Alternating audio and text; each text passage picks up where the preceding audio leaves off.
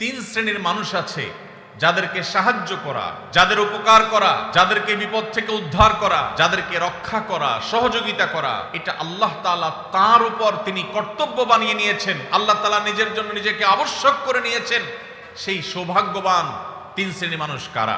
যেসব যুবক ভাইরা স্রোতের বিপরীতে, হারামের যে স্রোত জাহান্নামের দিকে নিয়ে যাচ্ছে আমাদের তরুণদেরকে, এর বিপরীতে যে সমস্ত যুবক যুবতীরা নিজেদেরকে বাঁচাবার সংগ্রামে যারা জয়ী হবেন, যারা নিজেদেরকে এসব হারাম থেকে বাঁচাবার জন্য চেষ্টা করবেন, কোরআন এবং হাদিস তাদের জন্য কিছু সুসংবাদের কথা বলেছে। এর ভিতরে এক নম্বর হলো আল্লাহ রাব্বুল আলামিন সেই সব মানুষদের সাহায্য করাটাকে আল্লাহ নিজের উপর তিনি কর্তব্য বানিয়ে নিয়েছেন। যেসব মানুষেরা চরিত্রকে হেফাজত করে, বিবাহ করে চরিত্রকে হেফাজত করবার উদ্দেশ্যে তারা, আবু হুরায়রা রাদিয়াল্লাহু তাআলা আনহু বর্ণনা করেছেন, নবীজি সাল্লাল্লাহু আলাইহি ওয়াসাল্লাম ইরশাদ করেছেন, সালাসাতুন আলাল্লাহি আউনুহুম, তিন শ্রেণীর মানুষ আছে যাদেরকে সাহায্য করা, যাদের উপকার করা, যাদেরকে বিপদ থেকে উদ্ধার করা, যাদেরকে রক্ষা করা, সহযোগিতা করা, এটা আল্লাহ তাআলা তার উপর তিনি কর্তব্য বানিয়ে নিয়েছেন। আল্লাহ তাআলা নিজের জন্য নিজেকে আবশ্যক করে নিয়েছেন। সেই সৌভাগ্যবান তিন শ্রেণীর মানুষ কারা?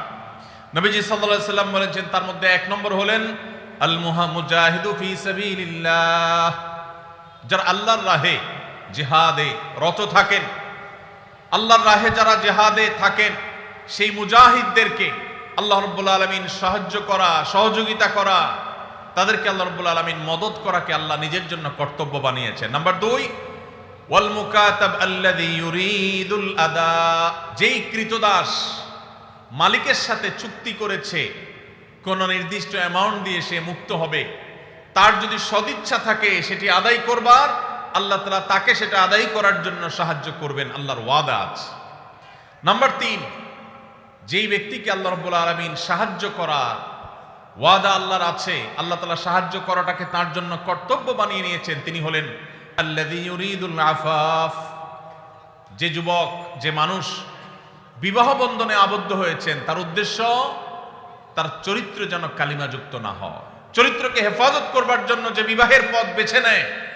নবীজি সাল্লাল্লাহু আলাইহি ওয়াসাল্লাম বলেছেন, এই বিবাহ করা মানুষ, এই চরিত্র রক্ষা করা মানুষ, এই বীর, একে আল্লাহ রাব্বুল আলামিন সাহায্য করা, তাকে অর্থনৈতিকভাবে বরকত দেওয়া, তার জীবনের সার্বিক কল্যাণ দান করা, এই জিনিসটা আল্লাহ নিজের জন্য আল্লাহ কর্তব্য বানিয়ে নিয়েছেন।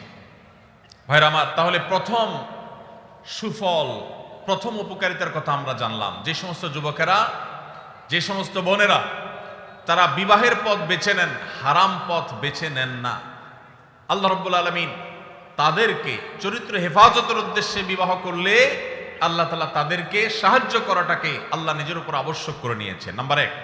নাম্বার 2, যে মানুষগুলো তার দুই চোয়ালের মধ্যবর্তী অঙ্গ অর্থাৎ মুখ, তার জিহ্বা, তার ঠোঁট, তার মুখ, এটাকে হারাম থেকে নিয়ন্ত্রণ করবার দায়িত্ব যে নিয়েছে, অর্থাৎ এই মুখ দিয়ে হারাম কথা বলে না, হারাম কিছু খায় না, মুখ দিয়ে যত রকমের আল্লাহর অবাধ্য কাজ করা যায় সেগুলোর কোনোটা করে না, সে মুখকে কন্ট্রোল করে, এবং তার দুই রানের মধ্যবর্তী অঙ্গ অর্থাৎ তার সম্ভ্রম, তার ইজ্জতকে যে ব্যক্তি সংরক্ষণ করতে পারে, নবীজি বলেছেন, মাইয়াদমান লিমা বাইনা লিহিয়াইহি ওয়া মা বাইনা রিজলাইহি আদমান লাহুল জান্নাহ, যে ব্যক্তি তার দুই চোয়ালের মধ্যবর্তী অঙ্গ আর দুই রানের মধ্যবর্তী অঙ্গ, এই দুটি অঙ্গে কোনো প্রকার কালিমা লাগতে দেয় না, এগুলোকে হারাম থেকে বাঁচাবার সংগ্রাম করে, দায়িত্ব নেয়, সে এগুলাকে দায়িত্ব নিয়ে হেফাজত করে, নবীজি বলেছেন তার জান্নাতে যাওয়ার দায়িত্ব আমি নিলাম।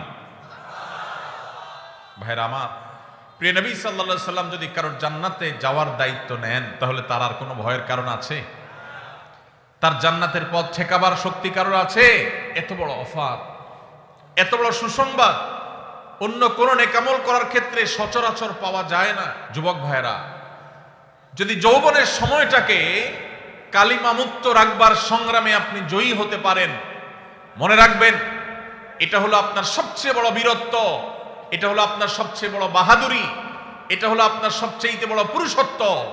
কারণ আপনার মধ্যে কন্ট্রোলিং পাওয়ার আছে, নিয়ন্ত্রণ করবার ক্ষমতা আছে, যৌবনের তাড়না আছে, যৌবনের উচ্ছলতা আছে, যৌবনের স্পৃহা আছে, যৌবনের তাগাদা আছে, সেটা আপনাকে হারামের দিকে যেতে বলে।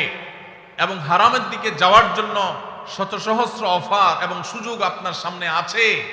এরপরও আপনি নিজেকে যদি নিয়ন্ত্রণ করতে পারেন, নিজেকে যদি আটকে রাখতে পারেন, হারাম থেকে যদি বাঁচাতে পারেন, তাহলে মনে রাখবেন আজ এই 2025-এর যে পৃথিবী, আধুনিক পৃথিবীতে এর চাইতে বড় বিরক্ত মুসলিম তরুণের জন্য আর কোনো কিছুই হতে পারে না। মুসলিম তরুণের সবচেয়ে বড় বীরত্ব, সবচেয়ে বড় তার সংগ্রামের জায়গাটা হলো সে তার ঈমান আমলকে হেফাজত করার পাশাপাশি তার চরিত্রকে কালিমা মুক্ত রাখতে পেরেছে। আল্লাহ তাআলা আমাদের যুবক ভাইদেরকে সেই তৌফিক দান করুন। ভাইরা আমার, যদি আপনি এই কাজ করে এই সংগ্রামে যদি আপনি জয়ী হন, তৃতীয় যে পুরস্কার আপনার জন্য রয়েছে সেটি হলো, আমরা সবাই জানি কিয়ামতের ভয়াবহতম দিনে যে সকরুণ দৃশ্যের অবতারণা হবে, যে নির্মম দৃশ্য সেদিন আল্লাহ তাআলা সৃষ্টি করবেন, সেদিন প্রত্যেকটা মানুষ পাগল পরা হয়ে যাবে।